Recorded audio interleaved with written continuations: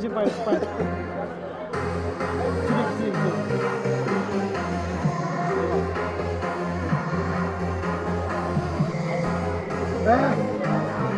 Gucci lôi đấy. Gucci lôi rồi.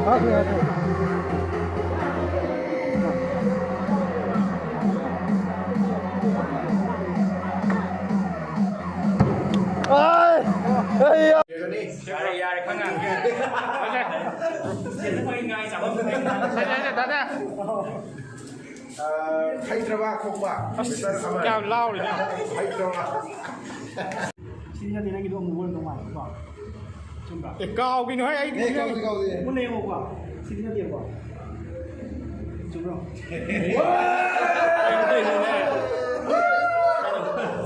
Number ID 1000 po one level number. This number is number one. See line zero. Why don't you be up there? Hay này bà. Chị mà cũng ngầu là gì hả? Mà cũng ngầu là gì hả? 어떻게 이 버스에 이 바로 같이 시작해요. 됐다. Sorry. 미친아 이거 맞아. 스들레 보고 알려줄 거. 스들레 보이.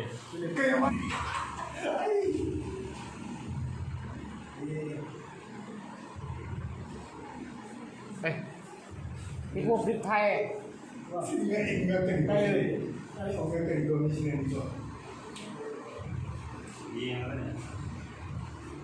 mày nan tàu tôi đi. đấy cái đúng lấy chính này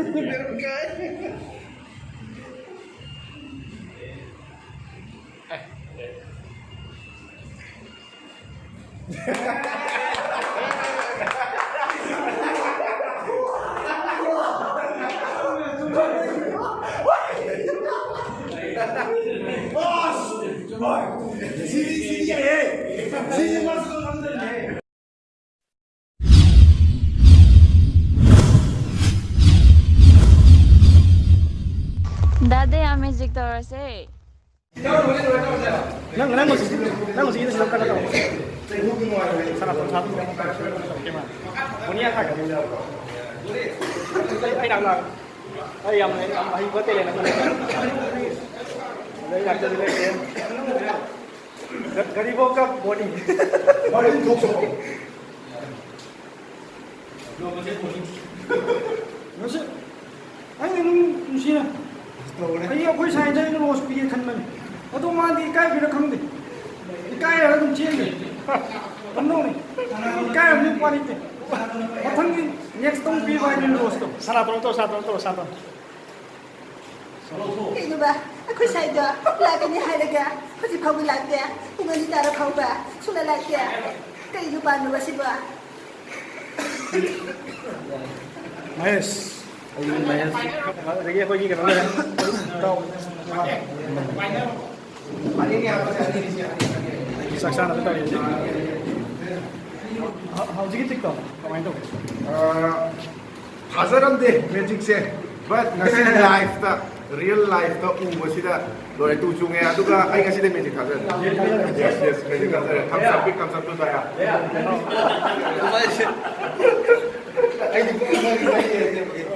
Ai di front aja. Punya anak kotor mana? Vai muito.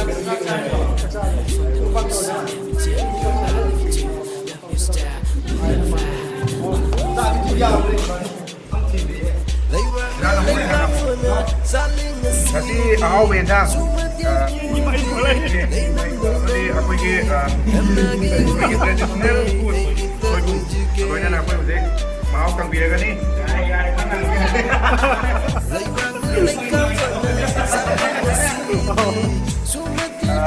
Hyderabad kokla. Iyan juga boleh.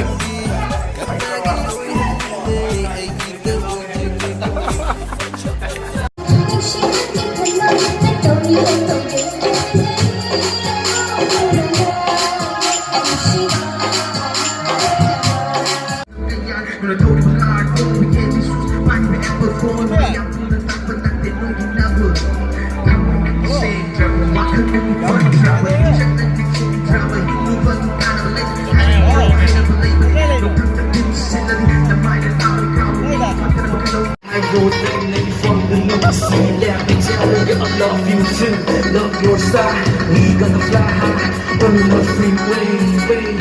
Can we get out?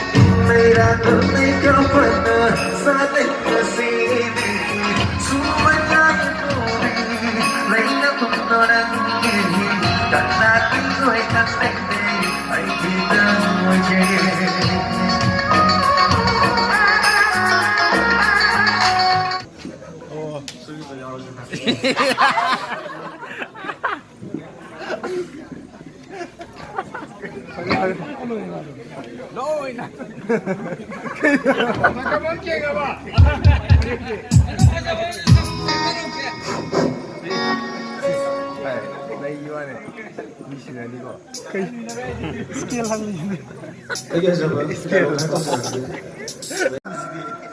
Anh là pin por cái nó mà nó chắc cái gì? Anh sẽ cái anh là rose pin này cái nó mà nó sao bắt nó chắc cái gì nè? Hey, bây giờ này cô, anh là rose pin cái này, anh nó có thông qua sinh cái gì vậy? Làm khai được. Anh, nó có rose pin này chứ?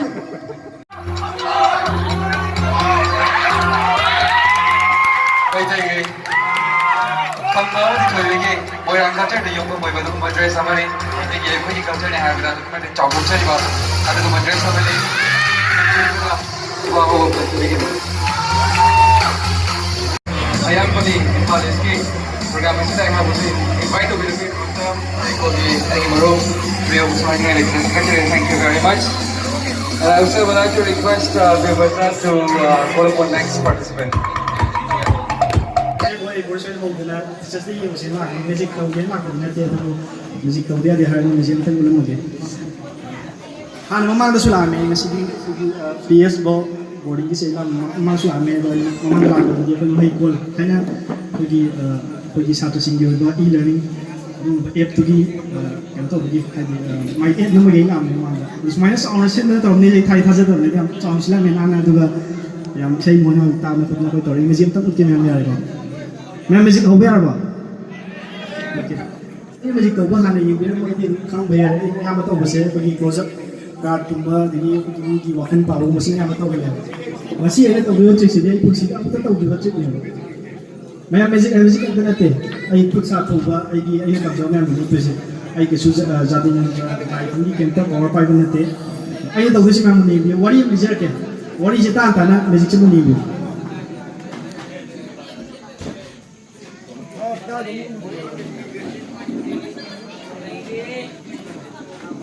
ai yang saya ikut apa jadi memang ubi kau, lumana mu bane, ai yang saya ikut itu wajib na ai na Delhi dulu yang luar ini, metro station mana pa amat ini, mana semua lumana apa ini, semua mu mana apa ini, semua mah, itu mana yang dah harus kita lagi, ai tanda lagi itu, mana yang dah harus kau. Pasal wari sana iban isi makan ada gino kot loina hang gino kot wari pasal sana rumah ni pun hai ba, ma pasal tu yau deh pasal kita piu pun hai punya. Mimi saya ju kan interview nya orang halak punya, pasal wari juga ni jeja. Ada music show tu orang wari show tapi ada aina halak pasal dia mana pasal tu yau deh jangan muai tahu mana. Ada aina mimi tu dah, si wali si mau puji ba, ada mimi tu ki wari tu aina ngasih mudi ni mana dah. Si wali si puji ba, aina music tu bawa tengah pasal juga supaya dia aina wali tu lupa siapa urek mana. Pas समाज के तनी याव समाज के तनी याव आई Mohan the पीए बा माने माइ खाउ द हजन यस माने माइ खाउ द lupa समाज द हाफ रे माइ खाउ द अदु माने मोन द थैंक यू ना हरि कोला माइ कुछ handshake तो बजी द माने कया मखुप मसा हाइ गे आई सिम बेजी जनी मैजिक तो हाउ त ngai बनि को मतम जिदा माने मखुप मसा जे कया हाइ गे त आई घरी जे handshake तो द लो फोके बोला Man, itu gimana? Music hall di kosnya, gari zaman lo tuh kini. Itu kan man, ay kalau udah baik tarik. Si gari sih apa gitu punya piang gari ni ba. Si gini, memang ubi kok. Si zaman mai kalau dah habis ni, si gari hall tu man tahu gitu. Semua na habis ni mai kalau sih. Si gari hall tu ba. Gari si lau gari hall tu ba. Last mana kayak kan tu iPhone tu pilih sih mana. Phone tu tahu gihar. Jalan dah ni ba. Ada aina. iPhone je, mau ada piye, kau dah cakap masih yang gimana? nupa sian ga ai mamin ju khang dai e bye bye law le hoi than lai train station da ai paisa su yau dre hosi pasanga da su yau dre ai card pu di pari ko train ya adu chat yung bok chat po dia phone ju pu gre man sakre mana mayum yo kan da ko ke do gap si yang ngapon thing ne mana mi chi da mana khau ja mai hang ko ying ni adu mang ngai e yang kai hi ma ni mana ngai sia kem te yom do ni mi yo kan Wow! Mana yang ngoi lau yu gari do use bodum CD ba. Mana ngoi lau yu gari do. Wow!